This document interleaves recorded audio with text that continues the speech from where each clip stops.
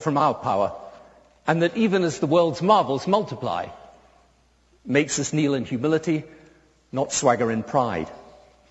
And that if faith is seen in this way, science and religion are not incompatible, destined to fight each other until eventually the cool reason of science extinguishes the fanatical flames of religion. Rather, science educates us as to how the physical world is and how it functions, and faith educates us as to the purpose to which such knowledge is put, the values that should guide its use, and the limits of what science and technology can do, not to make our lives materially richer, but rather richer in spirit. And so, imagine indeed a world without religious faith. Not just no place of worship, no prayer, no scripture, but no men or women who, because of their faith, dedicating their lives to others, showing forgiveness where otherwise they wouldn't, believing through their faith that even the weakest and most powerless have rights, and they have a duty to defend them. And yes, I agree, in a world without religion, the religious fanatics may be gone. But I ask you, would fanaticism be gone? And then realize that such an imagined vision of a world without religion is not in fact new. The 20th century was a century scarred by visions that had precisely that imagining in their vision and at their heart, and gave us Hitler and Stalin and Pol Pot. In this vision, obedience to the will of God was for the weak. It was the will of man that should dominate. So, I do not deny for a moment that religion can be a force for evil. But I claim that where it is based essentially on a perversion of faith. And I assert that at least religion can also be a force for good. And where it is, that it's true to what I believe is the essence of faith. And I say that a world without religious faith would be spiritually, morally, and emotionally diminished. So, I know very well that you can point, and quite rightly Christopher does, to examples of where people have used religion to do things that are terrible and that have made the world a worse place. But I ask you not to judge all people of religious faith by those people any more than we would judge politics by bad politicians. Or, indeed, journalists by bad journalists. The question is, along with all the things that are wrong with religion, is there also something within it that helps the world to be better and people to do good? And I would submit there is. Thank you.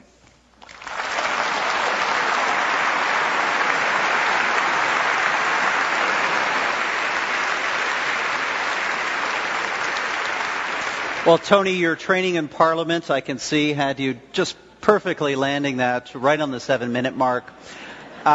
Ladies and gentlemen, we're moving into our rebuttal round, and I'd like the audience to get engaged, to applaud when they hear something that the debaters say that they like, and also to help me enforce our time limit. So when you see that clock ticking down, start applauding, and that'll move us through this in an orderly fashion. So, Christopher, it's now your opportunity in our first of 2 rebuttal rounds to respond to Mr. Blair. Do you have 4? Is that right? There's 2 rounds of rebuttals.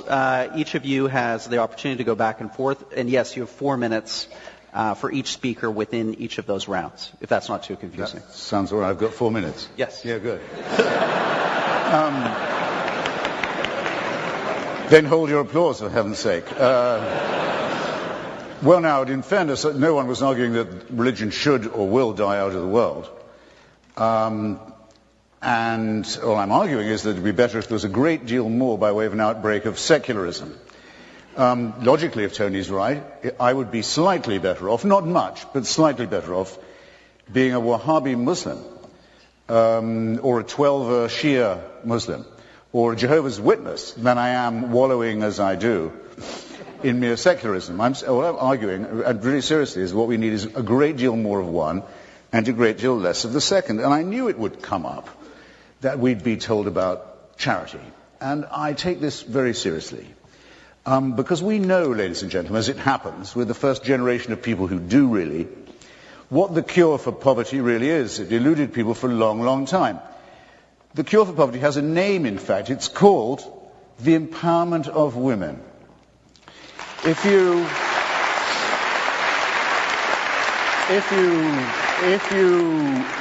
you give women some control over the rate at which they reproduce, if you give them some say, take them off the animal cycle of reproduction to which nature and some doctrine, religious doctrine, condemns them, and then if you'll throw in a handful of seeds perhaps and some credit, the floor of everything in that village, not just poverty, but education, health and optimism will increase. It doesn't matter, try it in Bangladesh, try it in Bolivia. It works all the time. Name me one religion that stands for that, or ever has. Wherever you look in the world and you try to remove the shackles of ignorance and disease and stupidity from women, it is invariably the clerisy that stands in the way. Or in the case of Now, furthermore, if you're going to grant this to Catholic charities, say, which I would hope are doing a lot of work in Africa, if I was a member of a church that had preached that AIDS was not as bad as condoms, I'd be putting some conscience money into Africa too, I must say. But it won't bring... I'm sorry, I'm not trying to be funny. If I was trying to be funny, you mistook me. It won't bring back the millions of people who've died wretched deaths because of that teaching. That still goes on. I'd like to hear a word of apology from the religious about that, if it was on offer. After all, otherwise I'd be accused of judging them by the worst of them.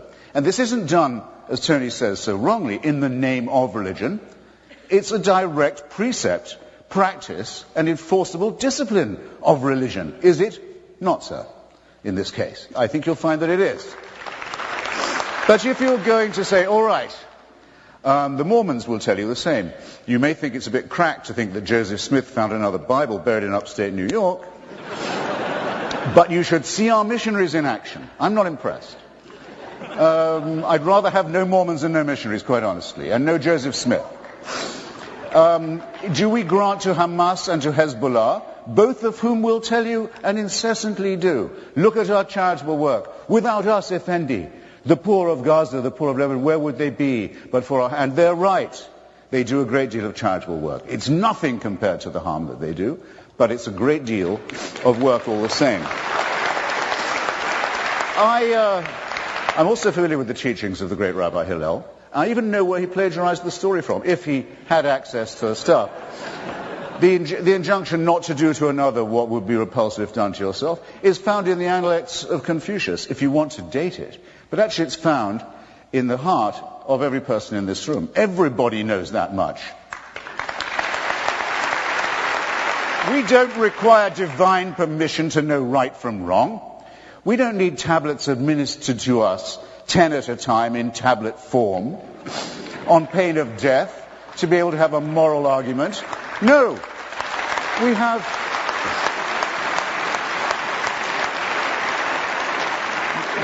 the reasoning and the moral suasion of Socrates and of our own abilities. We don't need dictatorship to give us right from wrong, and that's my lot. Thank you.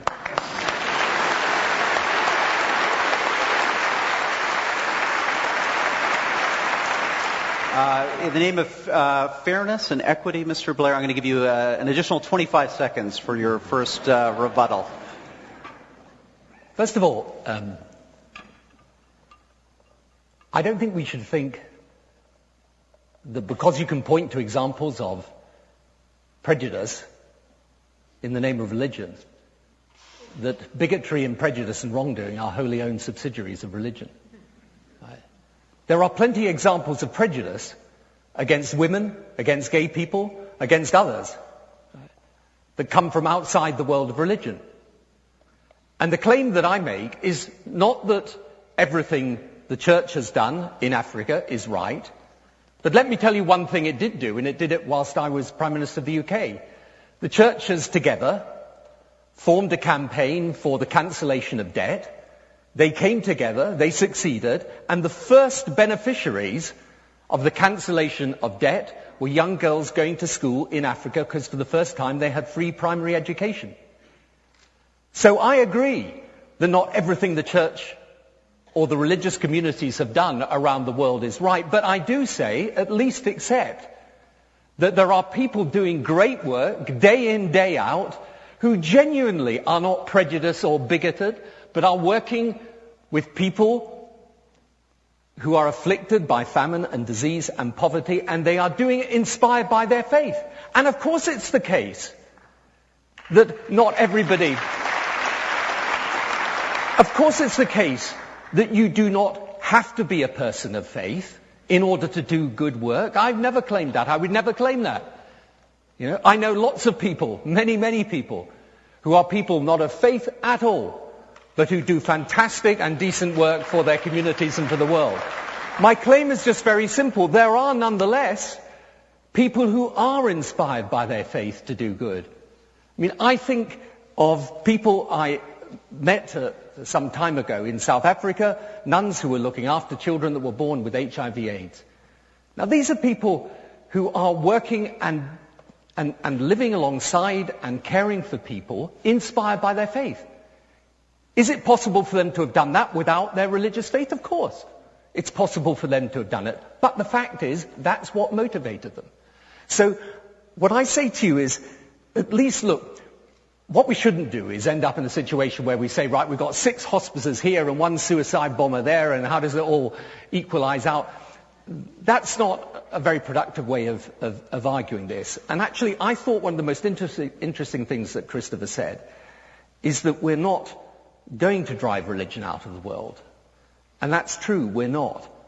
And actually, I think for people of faith to have debates with those who are secularists is actually good and right and healthy, and it's what we should be doing.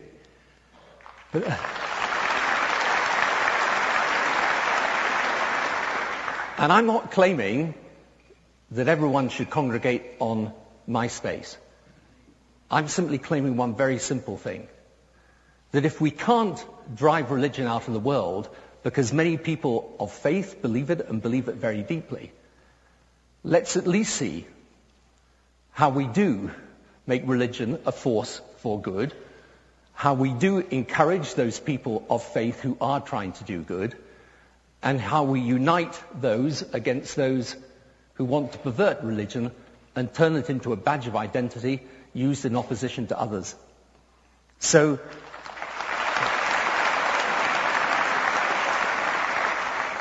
I would simply finish by saying this. There are many situations where faith has done wrong. But there are many situations in which wrong has been done without religion playing any part in it at all. So let us not condemn all people of religious faith because of the bigotry or prejudice shown by some, and let us at least acknowledge that some good has come out of religion, and that we should celebrate.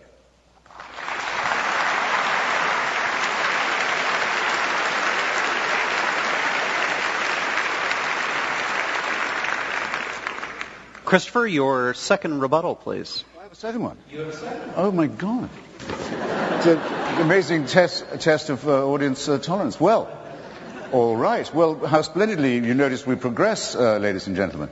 Now it's, okay, some religious people are sort of all right.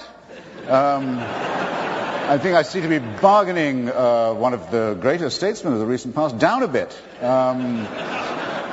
Not necessarily opposed to that. Just to finish on the charity point, I once did a lot of work with a man called Sebastião Salgado. Some of you will know him, great man, great photographer. He was the UNICEF ambassador on polio questions. I went to Calcutta with him, elsewhere. Nearly got rid of polio, nearly made it join smallpox as a disease, a thing of the past, a filthy memory, except for so many religious groups in Bengal and elsewhere, Afghanistan, West Africa, so on, telling their children, don't go and take the drops. It's a conspiracy, it's against God, it's against God's design. By the way, that argument isn't terribly new. When smallpox was a scourge, Timothy Dwight, the great divine who was the head of Yale, said taking Dr. Jenner's injection was a was an interference with God's design as well. That's sort of by the way. You need something